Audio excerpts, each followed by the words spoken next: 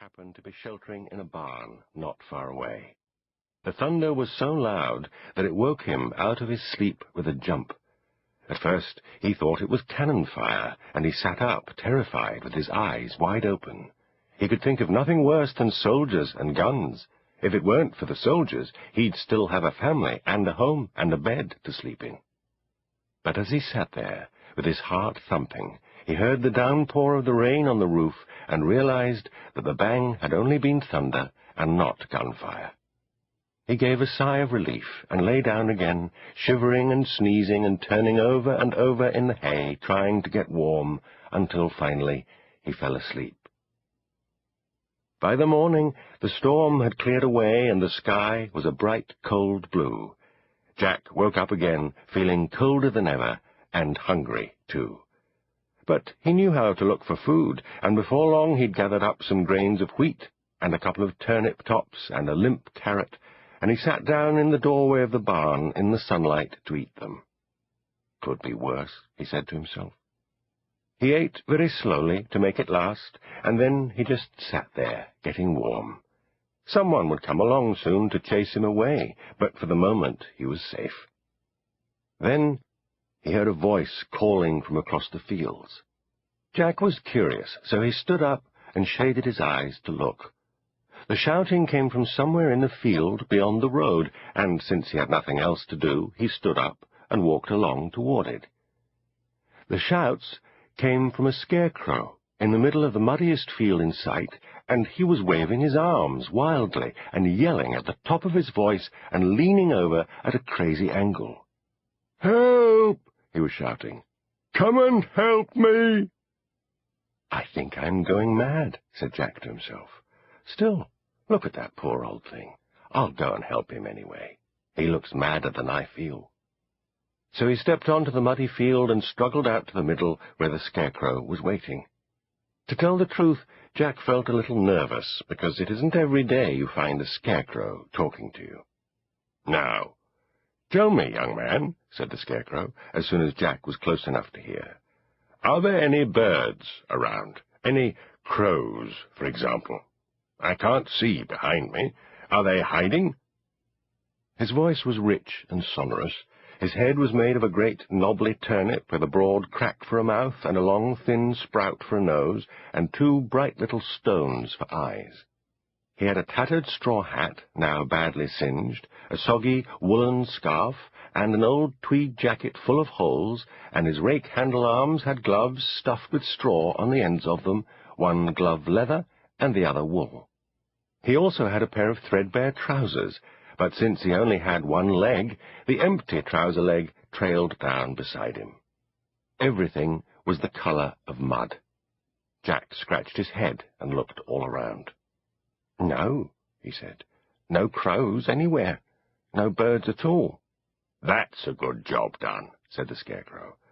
"Now, I want to move on, but I need another leg. If you go and find me a leg, I shall be very obliged. Just like this one, only the opposite," he added, lifting his trouser leg daintily to show a stout stick set firmly in the earth. "All right," said Jack. "I can do that." So he set off toward the wood at the edge of the field and clambered through the undergrowth looking for the right sort of stick. He found one before long and took it back to the scarecrow. "Let me see," said the scarecrow. "Hold it up beside me. That's it. Now, slide it up inside the leg of my trousers." The end of the stick was broken and splintered, and it wasn't easy to push it up the soggy, muddy trouser leg, but Jack finally got it all the way up, and then he jumped, because he felt it twitch in his hand. He let go, and the new leg swung itself down beside the other. But as soon as the scarecrow tried to move, the new foot became stuck, just like the first one. The harder he struggled, the deeper he sank. Finally he stopped and looked at Jack. It was astonishing how much expression he could manage with his gash mouth and stone eyes. "Young man," he said, "I have a proposition to make. Here you are, an honest and willing youth, and here am I, a scarecrow of enterprise and talent. What would you say if I offered you the position of my personal servant?" "What would my duties be?" said Jack. "To accompany me throughout the world, to fetch and carry, to wash, cook, and attend to my needs.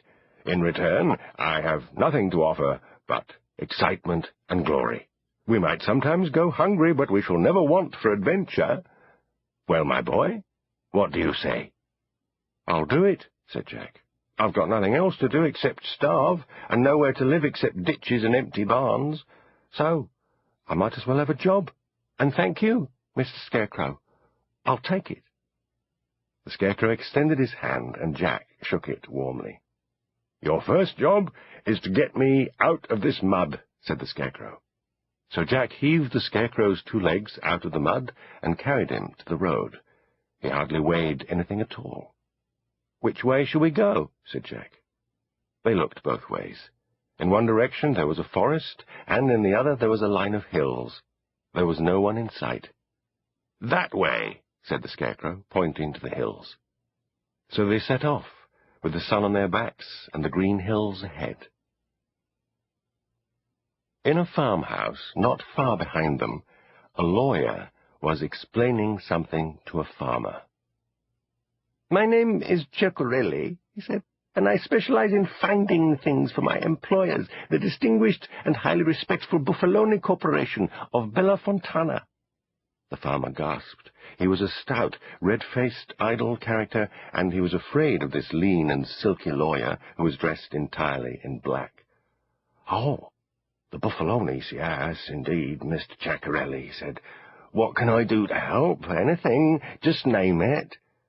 "It's a small matter," said the lawyer, "but one of sentimental importance to my clients. It concerns a scarecrow. It was made by a distant cousin of the chairman of the corporation, and it seems to have vanished from its place of origin. My client, Mr. Luigi Buffaloni, is a very warm-hearted and family-minded man, and he would like to restore the scarecrow to its original home in memory of his dear cousin who made it." The lawyer looked through some papers, and the farmer ran his finger around the inside of his shirt collar and gulped. "Well, he said faintly. "One might almost think that scarecrows had the power of movement," said Mr. Ceccarelli, smiling in a sinister way. "This fellow has been wandering. I've traced him through several farms already, and now I discover that he made his way to yours." I think I know the scarecrow you mention," said the farmer. I bought him from someone else who didn't need him no more." "Oh, good. May we go and see if he is the right one?" "Well, of course, I'd do anything for the Buffalonis. Important people wouldn't want to upset them, but, well, he's gone." "Gone? Again?" said the lawyer, narrowing his eyes. "I went out this morning to tidy him up a bit, and he wasn't there. Mind you, there was a big storm last night. He might have blown away." "Oh, dear. That is very unfortunate. Mr. Buffaloni takes a dim view of people who do not look after his property. I think I can say that his degree of disappointment will be considerable." The farmer was quaking with alarm. "If I ever hear anything about the scarecrow," he said, "anything at all, I'll report to you at once." "I think that would be very wise," said Mr. Ceccarelli. "Here is my card. Now, show me the field from which the scarecrow vanished." Chapter 2. The Brigands. The Scarecrow and his servant set a good pace as they walked along.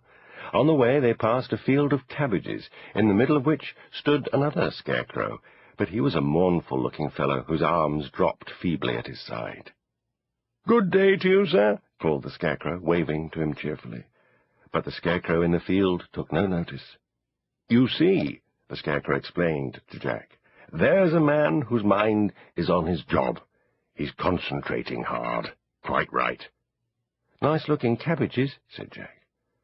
He left the cabbages reluctantly and ran to catch up with the Scarecrow, who was striding ahead like a champion.